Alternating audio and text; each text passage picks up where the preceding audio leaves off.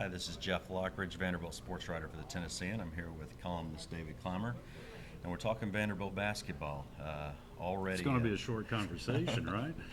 we only have to go over No, nine nine. scholarship players now. A rough day, a rough summer for Kevin Stallings and the Vanderbilt basketball program after they find out that Kevin Bright has signed a contract for a German pro team, will not be using his final 3 years of eligibility. And then, of course, the big blow, Kedren Johnson being dismissed, suspended, whatever word you want to use. He's not at Vanderbilt anymore for at least the next year. This is obviously beyond a huge setback, David, and the first kind of phrase that comes to mind is here we go again. Yeah, and coupled, as you know, Jeff, with Sheldon Jeter, I think is the key player. Sure. They've had a couple of, I'll call them defections. I think we can debate whether all the losses really qualify as that. But Jeter, to me, was one of the more dynamic players on the team, a freshman who showed some real ability to create around the rim and really overall athletic guys. So you begin with that, and then you add on two really important perimeter players. Well, let's go step by step. Bright, I think, showed a lot of inconsistency as a freshman, but clearly was a player that they expected to build around in the coming year. Yeah, when you look at Kevin's game, he was maybe the one kid on that floor that was never timid about pulling a three-pointer. And I think that was reflected in his percentage. He was over a 40% three-point shooter, by far the best on that team. He was also the kid that was not afraid to take a shot with the clock winding down at the end of a game. Now, the other guy that you would go to at the end of the game, if it wasn't Kevin for a three, was Kedren Johnson. Sure. So you lose right there your two best options at the end of a ball game. We saw Kevin's threes come through against Georgia, against Ole Miss, even though they ended up losing that game in overtime. He was right in the middle of that game at the end against UT when he had the layup put back Right. that came up just short.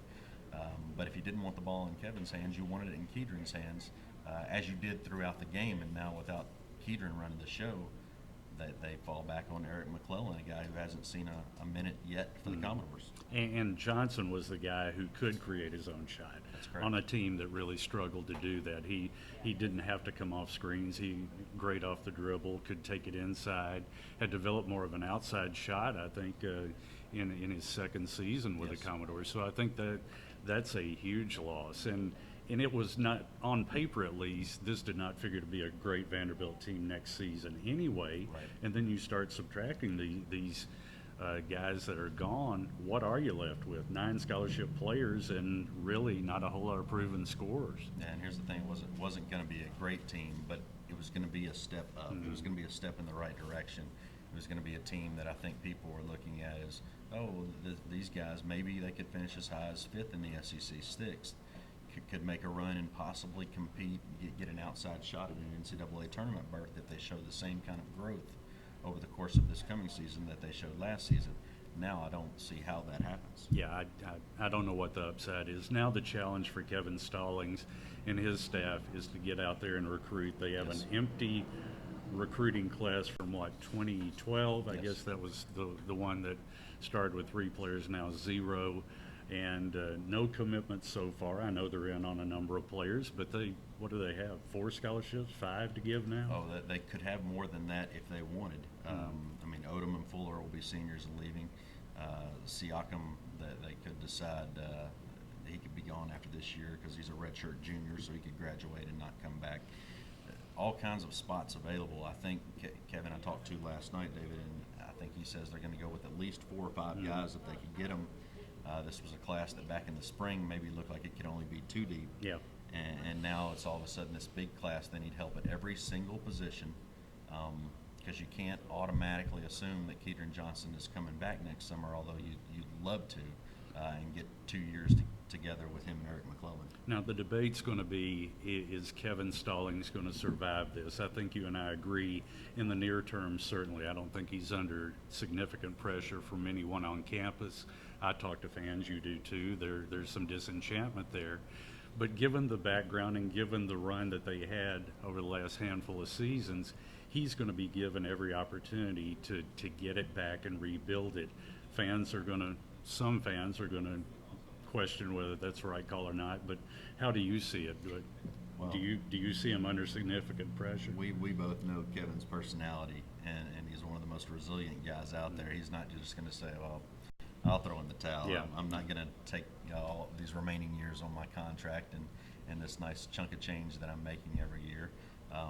He likes a challenge, and maybe he did his best coaching job last year with a team that needed that kind of help, rather that didn't have that superstar power. Now he's going to be faced with that sort of challenge again. I don't think he's feeling pressure yet. I don't think that he will step aside if they have a bad year. It would have to be a situation where I think he's forced out, and I think the only way that sort of pressure would come about is if we see a whole lot of games with an empty Memorial Gym that forces boosters and people to get in Nick Zeppos' ears and say, hey, this isn't working anymore. Well, it's been a tough summer for Vanderbilt, not only basketball, but with the football situation too. I guess what you can look forward to is finally we're going to get some games being played here before long. That's right. You look at the last few years, and it's been banner seasons in Vanderbilt's history for their athletics program with the way football's gone to back-to-back bowl games, that run of NCAAs that the basketball team had, and Tim Corbin's baseball team becoming one of the elite programs in the country.